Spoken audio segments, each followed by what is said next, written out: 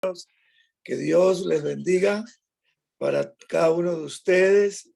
Es un gran honor, un gran privilegio ser parte de este programa, de esta reunión. Y pues gracias por la invitación a cada uno de ustedes, al pastor Hilario Virgo, a la hermana Maribel que nos contactó para poder estar en este programa, al hermano Aarón que está ahí en todo lo que es la grabación y sonido de este programa.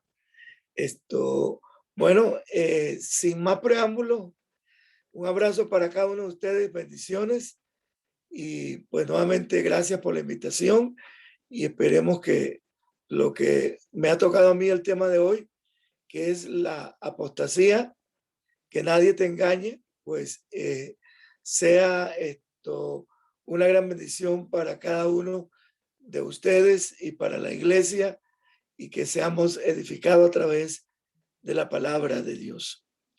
Quiero leer en el libro de Mateo 24, versículo 4 a 5.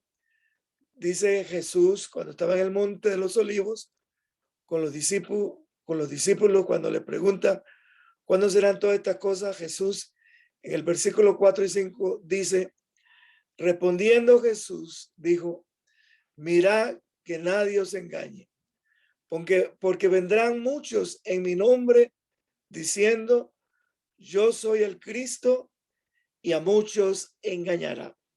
Bueno, el Señor Jesucristo aquí nos da una indicación de lo que hoy vamos a hablar acerca de la apostasía y para que nosotros evitemos ser engañados. Quiero, como a manera de introducción, hacer dos cosas. Primeramente, mostrarles un billete. Este billete tiene un valor que es de $5, ¿verdad? Yo quiero que usted lo vea así rapidito. Un billete de $5, su lado al frente y su reversa dice que es un billete de $5. Me imagino que ya usted lo vio. Ahora, una pregunta, pero no me va a responder ya. Yo quisiera que usted me respondiera si este billete es falso o verdadero. Bueno, ahora vamos a responder. ¿Ese billete de $5 es falso o verdadero? Bueno, ahora dentro de un rato volveremos para hacer mención de ese billete, si es falso o es verdadero. Bueno, también además quiero decirles que vamos a, con la ayuda de Dios, a ver si podemos desarrollar 3 puntos importantes y esenciales de este tema. Número 1 es, ¿qué es la apostasía? ¿Qué es la apostasía? Después veremos en segundo lugar, ¿cuándo se manifestará la apostasía? Y en tercer lugar, ¿cómo se manifestará la apostasía? Entonces, primeramente, lo primero es, ¿qué es la apostasía? A veces cuesta saber o entender que algunos hermanos todavía en las iglesias, cuando se habla de este tema, no saben, pastor, ¿qué es eso? ¿Verdad? Me ha tocado hablar de eso y dice, pastor, ¿pero qué es la apostasía? ¿Qué significa eso? Bueno, es una palabra griega y cuyo significado lo vamos a ver primeramente a través del diccionario de la lengua, de la Real Lengua Española. El diccionario de la Real Lengua Española dice que la apostasía es la acción de apostatar. Es la acción de apostatar. Pero luego pasamos a una segunda pregunta. ¿Qué significa apostatar? ¿Qué es la acción de la apostasía? También según el diccionario de la Real Lengua Española define la apostasía como cuando una persona abandona, digamos, públicamente su religión, abandonar públicamente su religión. Pero también la apostasía significa abandonar un partido o cambiar de doctrina. Abandonar un partido o abandonar la doctrina cristiana, según el diccionario de la Real Lengua Española. Ahora, para nosotros los cristianos, en el diccionario bíblico usted va a encontrar que la apostasía significa apartarse de la fe o abandonar los principios bíblicos. O sea, abandonar los fundamentos bíblicos y cambiarlos por otras cosas, conceptos, filosofías o ideas humanas. Ahora, nosotros partimos aquí desde el hecho que la Biblia es la palabra de Dios. Siempre hemos enseñado que la Biblia es la palabra de Dios y que la Biblia es para el cristiano la regla de fe y de conducta. La Biblia es la palabra de Dios, inspirada por Dios, y es la regla infalible de fe y de conducta. La Biblia es infalible. La Biblia es inmutable. Ahí está la verdad de Dios y no cambia.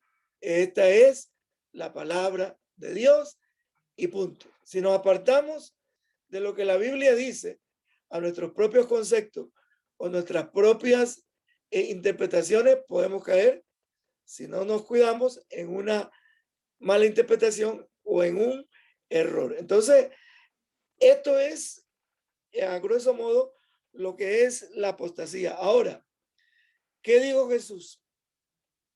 ¿Y qué dijo Pablo? Jesús y Pablo advirtieron de esta peligrosa amenaza a la iglesia.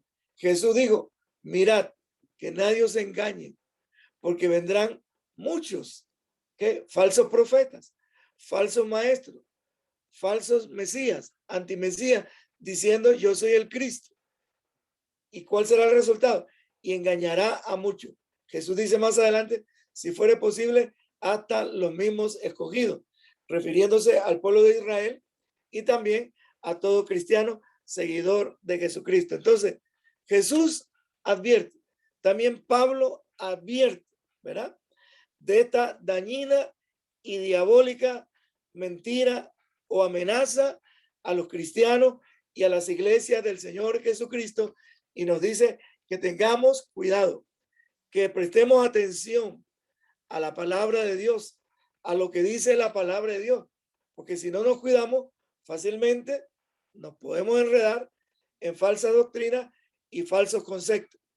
Y es que la apostasía no es una simple palabra, es que detrás de la apostasía está el diablo, detrás de la apostasía están falsos maestros, falsos profetas, espíritus engañadores que pueden desviar a muchas personas.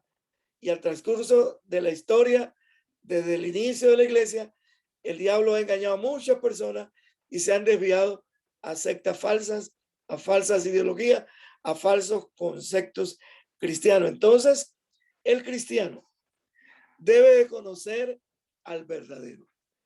¿Quién es el verdadero? El verdadero es el Señor Jesucristo. Amén. El verdadero es el Señor Jesucristo. Porque yo le mostré un billete de $5, $5, $5. ¿Este billete es falso o es verdadero? Piense por un momento, ¿verdad? Ahora, ¿cuál es la idea con esta ilustración?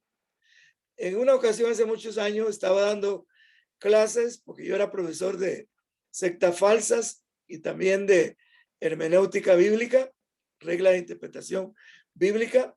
Entonces yo estaba enseñándole de las sectas que habían, ¿verdad? Y había un alumno que en ese tiempo, bueno, era copastor del pastor Raúl Vargas de la Iglesia Base de Esperanza, y él era un agente del organismo de investigación judicial, del OIJ. Él era amigo mío. Él era investigador y era al mismo tiempo trabajaba. Después, pues se dedicó a la iglesia a trabajar tiempo completo, pero él era un investigador del organismo de investigación judicial de Costa Rica. Y él fue llevado a muchos cursos de diferentes lugares.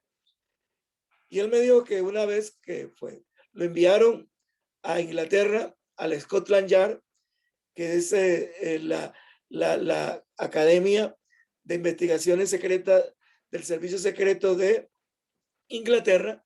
Dice que cuando le tocaba investigar los billetes falsos y verdaderos, ellos ponían en sus manos las libras esterlinas y los dólares.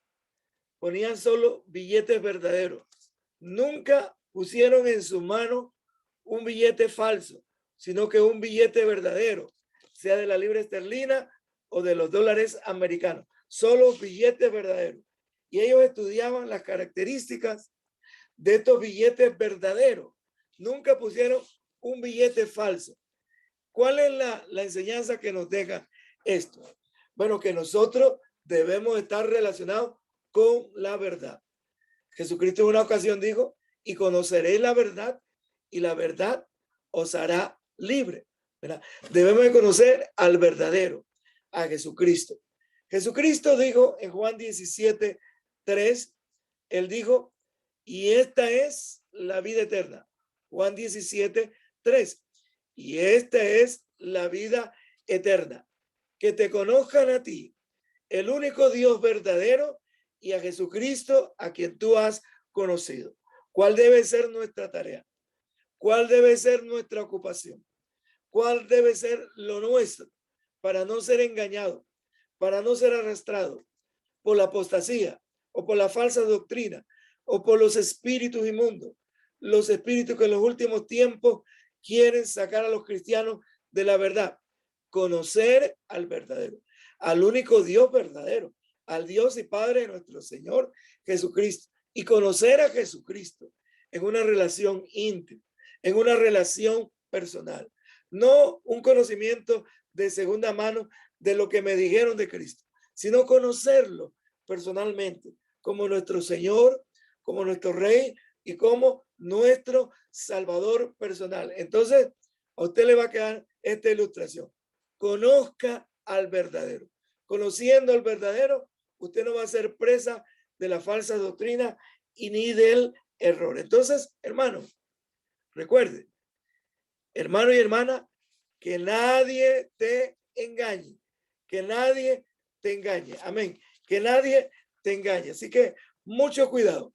En segundo lugar, vamos a ver cuándo se manifestará la apostasía. ¿Cuándo se manifestará la apostasía? En el San Pablo, en el primera de Timoteo, capítulo 4 y versículo 1, nos dice cuándo se va a manifestar la apostasía. Dice el apóstol San Pablo, pero el Espíritu Santo dice claramente que en los postreros tiempos algunos apostatarán de la fe, o sea, se apartarán de la fe, escuchando a espíritus engañadores y a doctrinas de demonios por la hipocresía de mentirosos que, teniendo cauterizada la conciencia, prohibirán casarse, ¿verdad? Eso es lo que dice primera de Timoteo capítulo 4 versículo 1, teniendo, dice, la conciencia cauterizada. Entonces, ¿cuándo se manifestará la apostasía?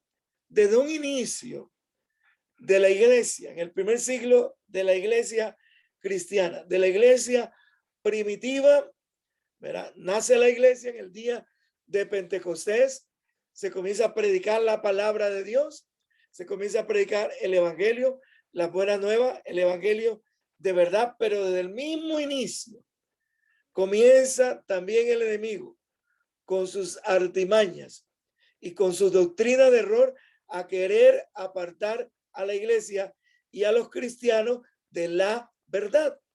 Entonces, ¿cuál es nuestro fundamento? Nuestro fundamento es Cristo Jesús. Nadie puede poner otro fundamento aparte de este fundamento, sino que es a través de Cristo que fundamos nuestra fe. Cristo es nuestro Salvador. Cristo es nuestro Redentor. Cristo es nuestro fundamento. Si nos apartamos de ese fundamento, vamos a estar en problemas. Entonces, comienza la apostasía desde el mismo inicio, ¿verdad? Que inicia la iglesia en el primer siglo con la iglesia primitiva, comienza el enemigo a tratar de traer, de sembrar mentira, de sembrar engaño para engañar a los cristianos, para desviarlos de los caminos del Señor. Cuando yo fui pastor aquí por primera vez en Costa Rica, en una iglesia en Atenas de Alajuela, de la provincia de Alajuela, habían dos hermanos ahí que eran como bastante deseosos de conocer la Biblia y conocer, y andaban por aquí, andaban por allá, buscando cultos, buscando cosas, y un día llegaron a la iglesia, que en ese tiempo era una campaña, un simple galerón, y me dijeron, pastor, queremos hablar con usted. Digo, sí, claro, con mucho gusto. Me dice, nosotros no vamos a volver más aquí a la campaña de sanidad divina. Digo, ¿por qué? Es que ya encontramos la verdad. Digo, ¿cómo? Encontramos la verdad. ¿Y dónde encontramos la verdad? Dice en la religión que se llama solo Jesús. O sea, es una secta que solo creen en Jesús, el bautismo solo en Jesús, predicar solo en el nombre de Jesús, y todo es en el nombre de Jesús, que la doctrina de la Trinidad, Padre, Hijo, Espíritu Santo, era una blasfemia, era una abominación, que era una mentira, que ellos se apartaban de la iglesia y seguirían ese camino. Solo Jesús, una secta. Caer de una fe y de un fundamento para caer en una secta. Qué error, ¿verdad? Qué triste, hermano. Es cuando el cristiano, pues, anda buscando y no está satisfecho en su congregación, en su iglesia, y comienza a buscar otras cosas. Hay que tener mucho cuidado. Entonces, la apostasía siempre ha estado. Comenzó desde el mismo inicio. Hay otro ejemplo. Según San Pablo nos dice en 2 Timoteo, en el segundo libro de Timoteo, capítulo 2, versículos 16 y 19, y nos da un ejemplo de otros dos hermanos. Nos habla de, en el siglo primero, pues, de Himeneo y Fileto. Eran dos hermanos de la congregación. ¿Qué es lo que dice Pablo de estos dos varones? Dice, mas evitas vanas palabrerías profanas y vanas palabrerías, porque conducirán más y más a la impiedad, y su palabra carcomerá como la gangrena, de los cuales son Himeneo y Fileto, que se desviaron de la verdad, diciendo que la resurrección, o sea, la resurrección de los muertos, ya pasó, y trastorna la fe de algunos, que ya la resurrección ya se efectuó, que la resurrección de los muertos ya pasó. Mire, dos personas dentro de la congregación, Himeneo y Fileto, se desviaron de la verdad, enseñando que ya no había resurrección, que ya la resurrección había pasado. Claro, Pablo escribe mucho acerca de la resurrección en 1 Corintios, y él también advierte que si Cristo no resucitó, entonces vana es nuestra predicación. Y si Cristo no ha resucitado entre los muertos, entonces nuestra predicación y nuestra fe es vana. Pero Pablo da un ejemplo de que Cristo, como primicia, resucitó de los muertos.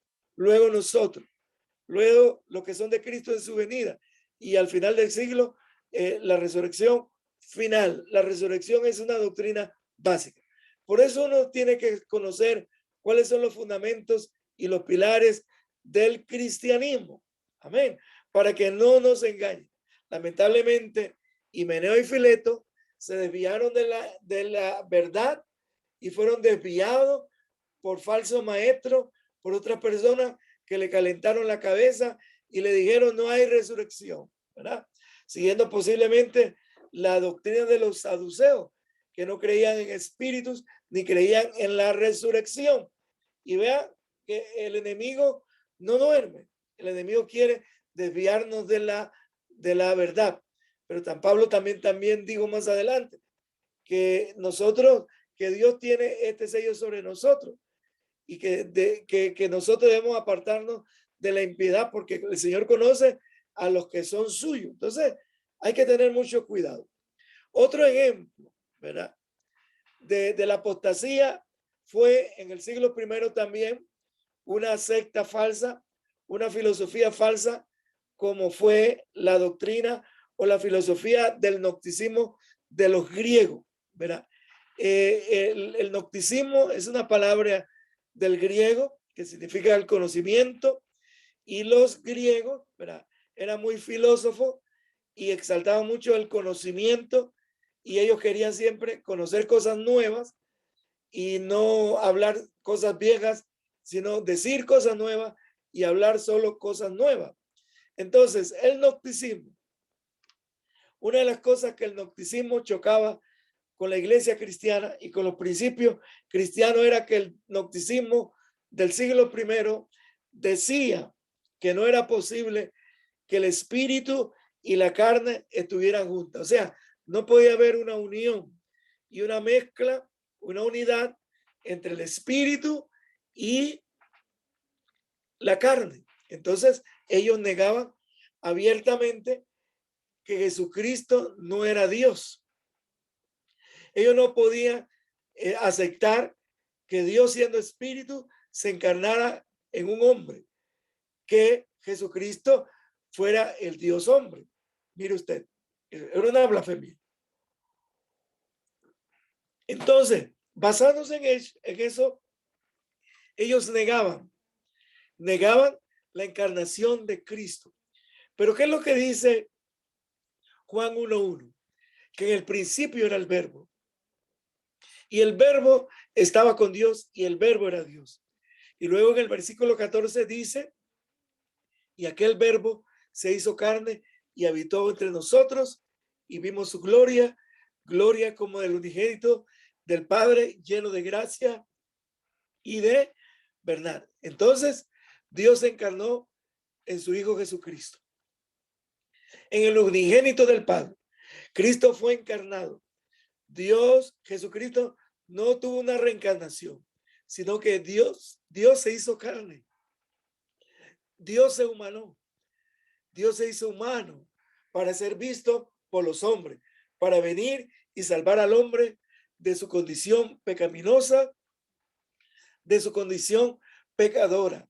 Dios se hizo hombre. Entonces, por eso dice Juan 3:16, porque de tal manera amó Dios al mundo que ha dado su Hijo unigénito para que todo el que en él cree no se pierda, mas tenga vida eterna. Entonces, Dios se vio en la necesidad de encarnarse en la persona de su Hijo.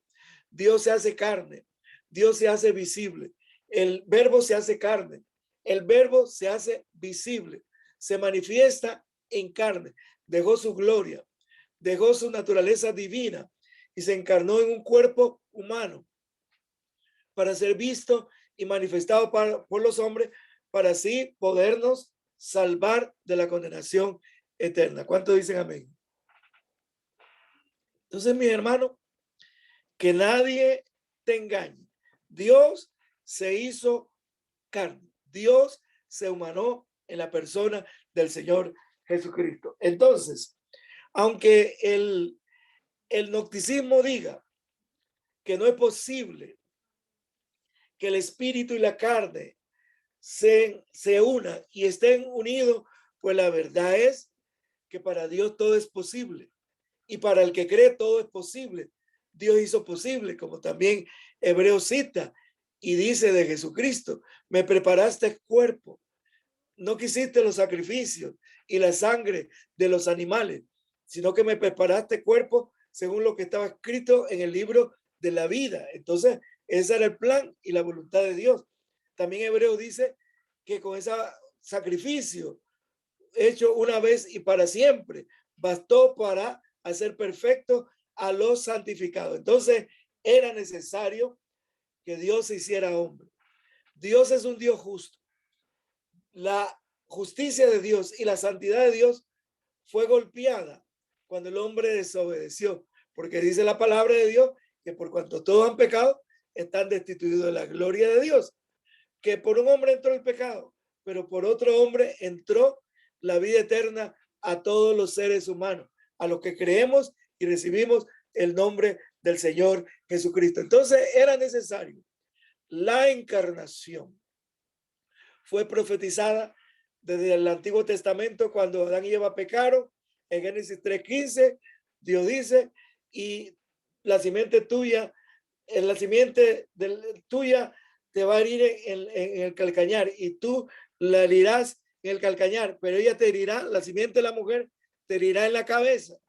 Entonces ya estaba profetizado que Dios se iba a encarnar en la persona de su Hijo. Dios se iba a hacer visible, se iba a hacer carne para clavar en la cruz del Calvario la maldición la desobediencia y que la justicia de Dios estuviera saldada y que el hombre pudiese estar en paz con Dios.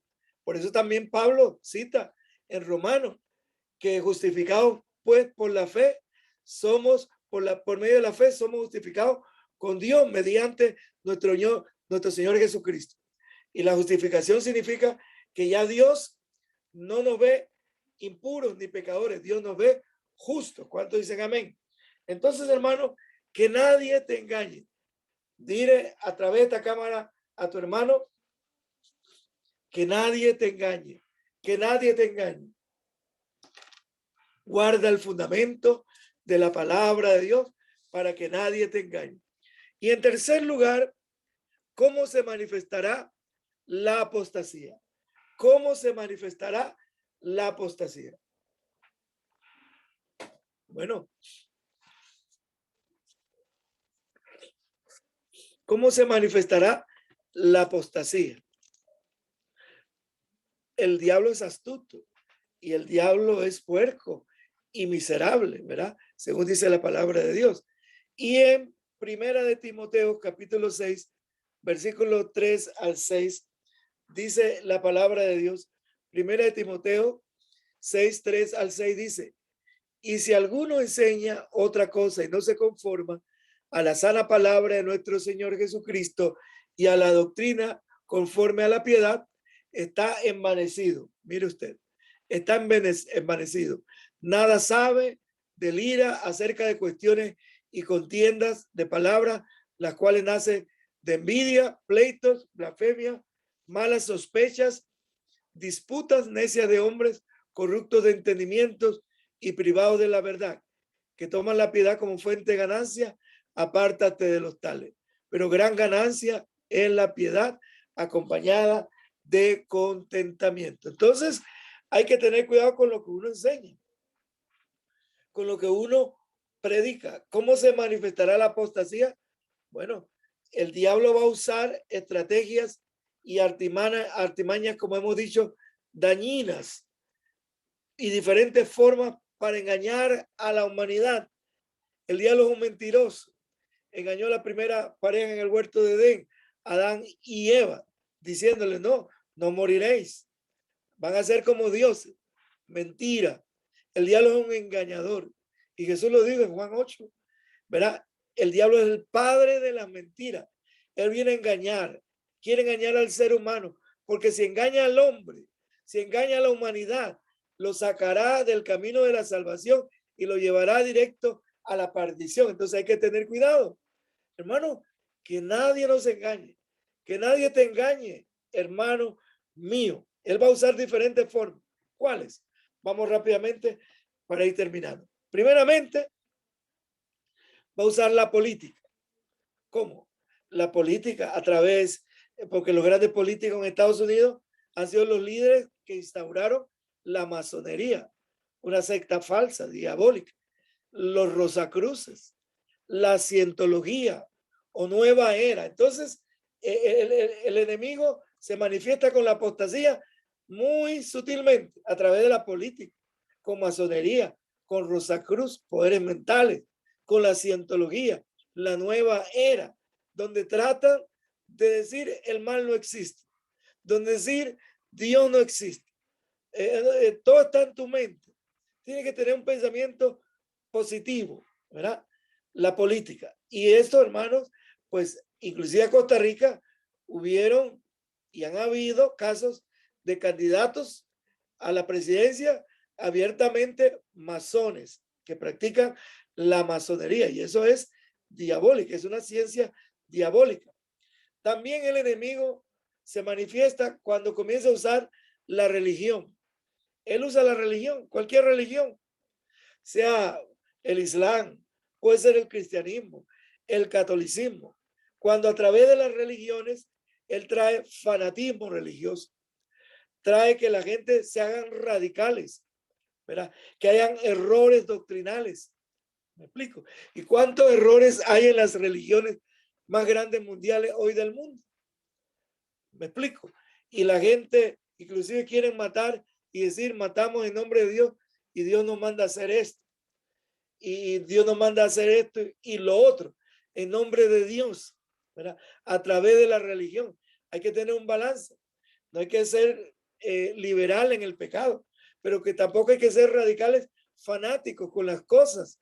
Hay que tener un balance, hay que tener un fundamento, hay que tener una base, hay que cuidarnos de los errores doctrinales, porque a veces nos hacemos muy religiosos en los caminos del Señor y se nos enseña a ser religiosos aún dentro de algunas congregaciones, a ser radicales, a ser fanáticos o a ser liberales o a ser flojos, a ser vivir una religión acomodada, ¿verdad? Una religión light, donde Cristo está fuera de esa doctrina. También usa la religión, el enemigo. Él se manifiesta cuando a través de las religiones usa el egocentrismo de líderes. No hace mucho, hace 3 meses atrás, encarcelaron a un líder religioso de una disque religión evangélica aquí en Costa Rica, ¿verdad? Que este hombre tenía a la gente, la mente las tenía engañada, la mente las tenía como idiotizada y cometía violaciones y lo manipulaba financieramente, personalmente, psicológicamente, pero fue acusado por mujeres que fueron abusadas y se llevó a un juicio y nada menos tiene un juicio donde le están sentenciando a casi 46 años. ¿Por qué? Egocentrismo religioso. Hermanos, la iglesia no está fundada en un hombre.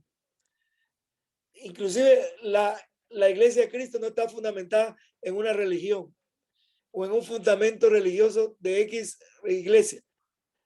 La iglesia de Dios está establecida con fundamento en el Señor Jesucristo. Él es la cabeza y fundamento de la iglesia. Y la iglesia es el cuerpo de Cristo, donde Cristo fluye a través de los ministerios. Pero también el enemigo puede usar y se puede manifestar a través de la familia por divisiones, por enojo, resentimiento, aislamiento y muchas cosas dentro de la misma familia. Esta pandemia ha sido diabólica y el diablo ha usado la pandemia y está usando la pandemia para aislar a la familia, para que hayan depresiones, para que hayan pleitos. Están habiendo divorcios, separaciones y muchas cosas en la familia por esta misma pandemia que se está viviendo. Y ustedes también saben que mucha gente se ha aislado. Ok. Y también que también el enemigo está usando dentro de las mismas iglesias cristianas, con sectarismo, como ya lo dijimos, y radicalismo y divisiones a la misma iglesia. O sea, que dentro de nosotros mismos. Juan lo dijo, ¿verdad? Y Juan dijo que salieron de nosotros, pero no eran de nosotros. Hay que tener un cuidado. Bueno, no hay que desviarse de lo que dice la palabra de Dios. Y yo felicito a la iglesia, felicito al pastor Hilario Virgo por estos temas tan buenos. Son muy buenos estos temas que se están dando en esta semana de ayuno. Esto es bíblico, esto es bibliocéntrico, esto es cristocéntrico, lo que ustedes están haciendo, y los felicito y los insto a que sigan así y no se dejen engañar por nadie. Jesús lo dijo, no se dejen engañar. Y el último texto que voy a terminar leyendo para hacer una oración es Colosenses 2:8. Esto es muy amplio, pero vamos a terminar con esto. Colosenses 2:8 dice: mirad que nadie os engañe por medio de filosofías y huecas sutilezas según las tradiciones de los hombres, conforme a los rudimentos del mundo y no según Cristo. Hermano, qué tremendo que a un líder religioso como el jefe del Vaticano, el Papa Francisco, ¿verdad?, dijo en una ocasión que la Biblia es un libro anticuado, que ya hay que reponerlo por otras cosas y por otras ideologías. Qué absurdo, ¿verdad? Una persona desequilibrada. Pero la palabra de Dios dice claramente, tengan cuidado con las filosofías huecas. Hermano, se ha levantado ideología en estos tiempos, ideología de género, ¿verdad? Donde, y nada más le voy a decir una cosita, el presidente anterior que era del mismo partido, Partido Acción Ciudadana, don Luis Guillermo Solís, un blasfemo que puso la bandera gay, la bandera LGTB en la casa presidencial y la hizo como la gran cosa. Y decía, promulgaba y decía, cuando nace una criatura, no nace hombre ni nace mujer, no nace con sexo. El sexo se hace, el sexo se elige, el sexo se escoge. ¡Qué blasfemia! La palabra dice que al principio lo creó Dios, varón y hembra lo creó. Pero hermano, qué idioteces, qué estupideces. Personas intelectuales con estupideces. Y así estamos, hermano, con la ideología de género, con lo que se está dando hoy en día. Mucho cuidado, la ideología. Pero bueno, hay muchas más cosas que decir, pero yo quisiera orar con usted, mi amado hermano. Recuérdese, ¿este billete es verdadero o es falso? Ya vimos que es verdadero, no es falso. Si no, ya lo hubiera quemado. Pero bueno, tengo que cambiarlo. ¿Para qué compro? Aquí. Pero hermanos, cuídense del engaño, de ser engañado. Vamos a orar.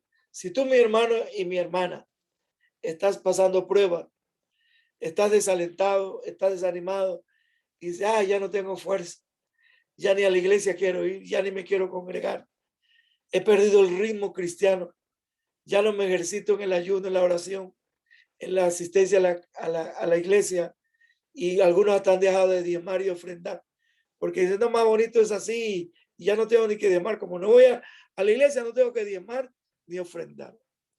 Tal vez tú estás desanimado porque estás desempleado, estás enfermo, estás en crisis financiera, personal o familiar. Voy a orar.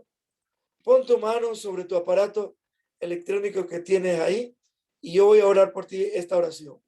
Padre Santo que estás en los cielos, santifico tu nombre.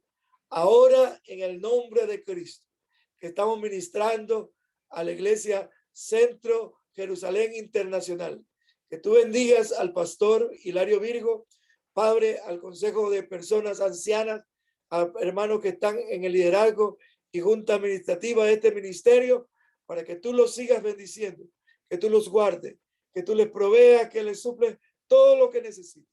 Y aquellos hermanos que están en prueba, que están en situaciones difíciles, que tú los toques con el poder del Espíritu Santo, que se vaya todo desánimo, toda enfermedad, reprendemos toda obra del enemigo, todo error, todo engaño, y que ellos sean iluminados por la palabra de Dios. Ahora, en el nombre de Jesús, recibe fuerza nueva, recibe fortaleza, recibe la unción del Espíritu Santo, recibe de la gracia del Señor Jesucristo, en el nombre de Cristo Jesús. Te bendigo en el nombre de Jesucristo de Nazaret. Hermano, Maranata.